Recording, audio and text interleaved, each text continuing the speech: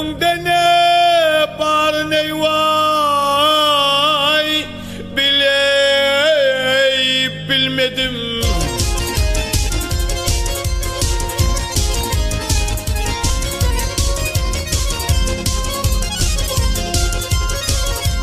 Aşkım o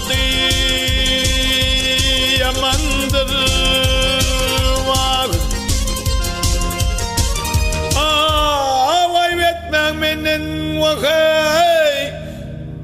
Ve önümde ne var ne vay bilmedim. Hey hey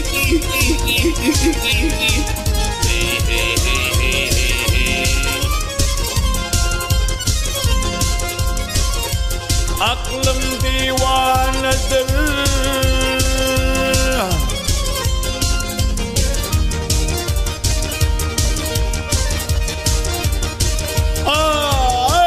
Aşkın elinden eyvah, hiç mehrim kalmay duruyor.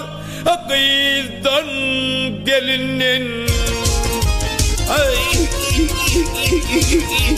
hey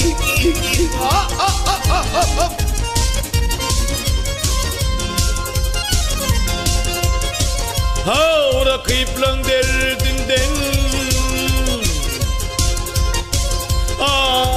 Veylin telinden eyvay kaygısız kapından yavrum ey barayı bilmedim. Hey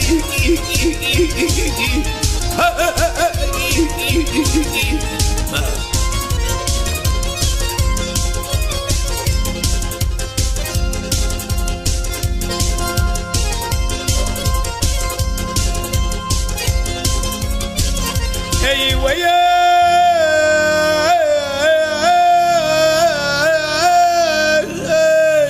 yarıdın zeydiğim eyvay bolda mehrivan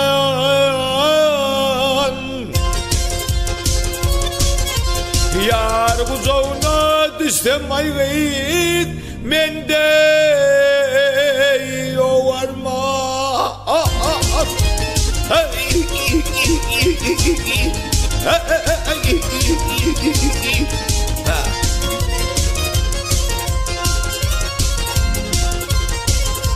Kimin edirmeni yaktı pılarhaneyi ve bir azal derdinden ayrı böyle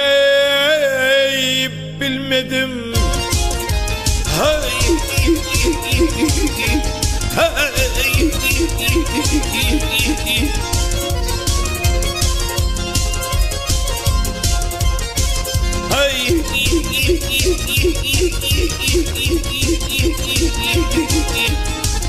hey